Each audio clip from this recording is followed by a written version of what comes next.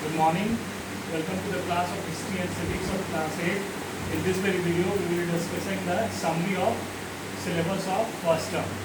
So, the first term syllabus comprises of our Parliament, the Union Executive. This is the first chapter of the civics, and this will be coming in your first term examination. This is the only chapter from civics that will come in your first term examination. And the rest chapters are from history, that is a period of transition, the first chapter, the growth of nationalism, the second chapter, the third chapter, the French Revolution, and the American War of Independence, the last chapter, that is the fourth chapter from history. Total 5 chapters will be coming in your first term examination. So, what you have to study in our Parliament, that is the Union Executive. In that very chapter, you have to study about the Parliament, composition of Parliament. So what do you mean by composition of Parliament? Parliament की composition से हम ये समझते हैं कि parliament 3 चीज़ों से बना है, प्रेसिडेंट, लोकसभा एंड राज्यसभा। यहाँ ध्यान में रखने की बात ये है कि president is not the member of the parliament, he is the part of the parliament. तो पार्लियामेंट 3 चीज़ों से बना है, 3 पार्ट से बना है। एक पार्ट है प्रेसिडेंट, दूसरा लोकसभा, तीसरा राज्यसभा, राइट। अब इसमें दूसरी बात ये है कि राज्यसभा क्या होता है, काउंसिल ऑफ स्टेट राज्यसभा को कहा जाता है, लोकसभा को हाउस ऑफ द पीपल कहा जाता है। और फॉर्मेशन ऑफ गवर्नमेंट, गवर्नमेंट कैसे बनता है, लोकसभा में जिसकी मेजोरिटी होती है वो गवर्नमेंट बनाता है। मेजोरिटी कहने का मतलब क्या, out of 552 seats, more than 50% seat जिसके पास होगी, या तो अकेले कोई पार्टी लिया है या कोलिशन बना के लिया है, तो that will be having majority. और जो मेजोरिटी लाएगा उस पार्टी का लीडर उसको प्रेसिडेंट कॉल करेगा टू फॉर्म द गवर्नमेंट। जो लीडर होगा वो प्रेसिडेंट प्राइम मिनिस्टर बनेगा, और प्राइम मिनिस्टर के एडवाइस पे द काउंसिल ऑफ मिनिस्टर अपना अपना पोर्टफोलियो संभालेंगे। तो इस तरह से फॉर्मेशन ऑफ गवर्नमेंट होगा, right. Next, function of union parliament. Function क्या है, to formulate laws, relationship between Rajya Sabha and Lok Sabha, how a bill becomes an act. Bill कैसे एक्ट बनता है, जब वो दोनों हाउसों से उसका रीडिंग हो जाता है, उसके बाद वो प्रेसिडेंट के पास जाता है। प्रेसिडेंट जब उस पर अपना सिग्नेचर कर देता है, मतलब अपना एसेंट दे देता है, तभी वो एक्ट बनता है। तो ये सारा सिलेबस आपको फर्स्ट टर्म में पढ़ना है, इसको माइन्यूटली पढ़िएगा। इससे जो ऑब्जेक्टिव टाइप क्वेश्चन बनेगा उसको बनाइएगा। लास्ट चैप्टर के लास्ट में जो क्वेश्चन दिया है उसको याद कीजिएगा, और भी ये PDF के माध्यम से स्कूल ने भी आपको क्वेश्चन आंसर भेजा है, उसको भी फेयर कॉपी में बनाइएगा और याद कीजिएगा। Next, from the chapter of history, that is the period of transition. Period of transition में आपको क्या पढ़ना है, पीरियड ऑफ ट्रांजिशन में मीनिंग ऑफ ट्रांजिशन पढ़ना है, ठीक है। Meaning of renaissance and meaning of reformation. Renaissance क्या है, रिनेशा का मतलब होता है रीबर्थ।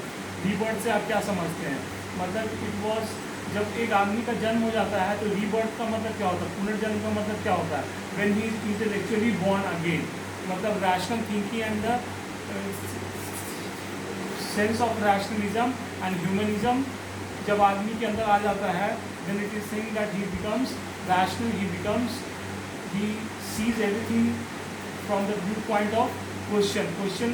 हर चीज़ को क्वेश्चन के नज़रिए से देखता है, रैशनल पॉइंट ऑफ व्यू से देखता है, ह्यूमनिज्म के नज़रिए से देखता है, तो उसको बोलते हैं रिनेशा। दूसरा चीज़ है रिफॉर्मेशन। रिफॉर्मेशन का फुल फॉर्म होता है प्रोटेस्टेंट रिफॉर्मेशन मूवमेंट। रिफॉर्मेशन जो कैथोलिक चर्च, क्रिश्चियनिटी 2 भाग में बटी हुई थी, एक कैथोलिक, दूसरा प्रोटेस्टेंट। तो कैथोलिक धर्म में जो बुराइयाँ आ गई थी उसके खिलाफ जो प्रोटेस्ट मूवमेंट हुआ, उससे प्रोटेस्टेंट रिफॉर्मेशन मूवमेंट जन्म हुआ, जिसके हीरो थे मार्टिन लूथर किंग, और उन्होंने ही प्रोटेस्टेंट रिफॉर्मेशन मूवमेंट की शुरुआत की, जिसको शॉर्ट में रिफॉर्मेशन बोलते हैं। तो ये सब आपको फर्स्ट चैप्टर पढ़ना। वॉयेजेस एंड डिस्कवरी, कैसे वॉयेजेस एंड डिस्कवरी ट्रांजिशन में मदद करता है। डिस्कवरी ऑफ अमेरिका के बारे में पढ़ना है। Meaning of industrial revolution and meaning of imperialism. Industrial revolution क्या है, जिसको हिंदी में औद्योगिक क्रांति बोलते हैं। उद्योग क्या होता है, उद्योग जिसको बोलते हैं जहाँ पे मशीनें लगती हैं, जहाँ पे मशीनें होती हैं। पहले जिसके पास ज़मीन होता था वो ज़्यादा अमीर माना जाता था, लेकिन बाद में एक ऐसा समय आया, एक ऐसा टाइम पीरियड आया जहाँ पे जिसके पास ज़्यादा मशीनें वाला कारखाना होने लगा, वो ज़्यादा अमीर समझा जाने लगा। इस तरह कारखानाओं का श्रृंखला बढ़ते चला गया, और इंग्लैंड एक ऐसा देश था जहाँ ज़्यादा से ज़्यादा कारखाना स्थापित किया गया। इस तरह इंग्लैंड में इंडस्ट्रियल रिवोल्यूशन की शुरुआत हुई। तो this was all about industrial revolution. And imperialism क्या है, इंपीरियलिज्म और colonialism both are interrelated term. Imperialism और कोलोनियलिज्म दोनों इंटर रिलेटेड टर्म है। इसमें इंपीरियलिस्ट कंट्री उसको बोलते हैं जो दूसरे देश को अपना गुलाम बनाता है। For economic exploitation of that very country.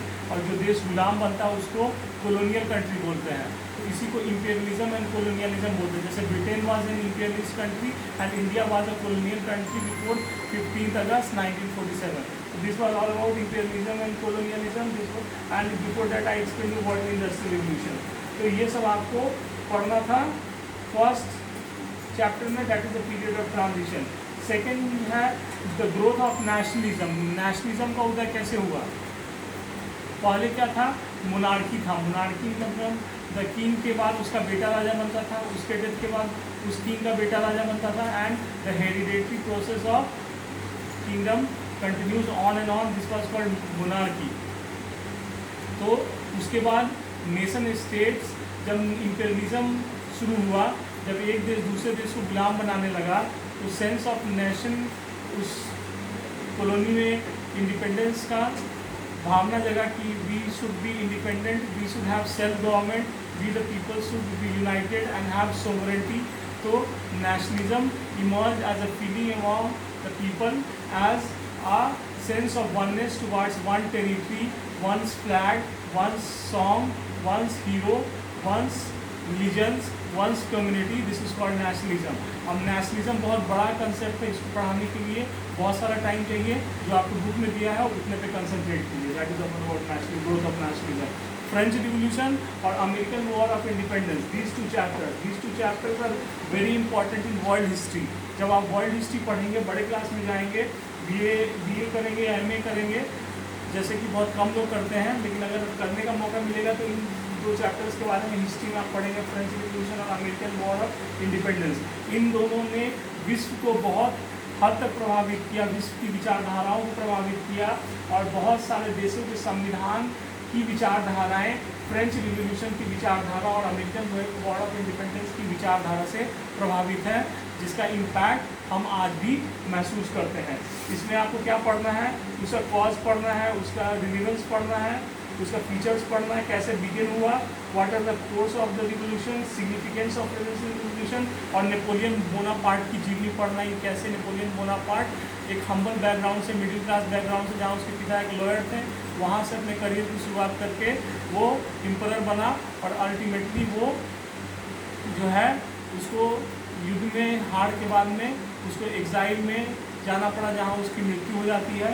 तो it is very interesting story about the rise of Napoleon to the apex of political power and then downfall to the political exile and then death in exile. तो ये Napoleon के बारे में पढ़ना है French revolution में। और उसके बाद अमेरिकन वॉर ऑफ इंडिपेंडेंस में establishment of British colony. America जो था पहले ब्रिटिश कॉलोनी था, 13 कॉलोनियाँ ब्रिटिश के अंतर्गत थी, वो कैसे इंडिपेंडेंस प्राप्त करती हैं। No taxation without representation slogan था अमेरिकन वॉर ऑफ इंडिपेंडेंस का। और फ्रेंच रिवोल्यूशन का क्या स्लोगन था? Liberty, equality and fraternity. ये सारे स्लोगन्स के बारे में आपको पढ़ना है। और क्या पढ़ना है? Causes and failures of British का कॉज ऑफ फेलियर क्या है।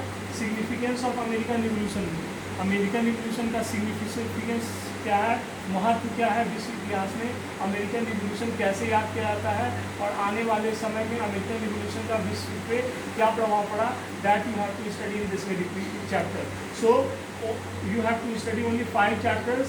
You have ample time. You can concentrate on your subject. Read as many times as possible. Political science, conceptual, history, factual. आप नोट्स बनाइए, उसको जो इम्पोर्टेंट पॉइंट्स उसको underline कीजिए, important dates and events को highlight कीजिए, ट्राई टू मेमोराइज। और पढ़ने का ये तरीका है, आइदर यू अंडरस्टैंड और you memorize. Best is understand then memorize.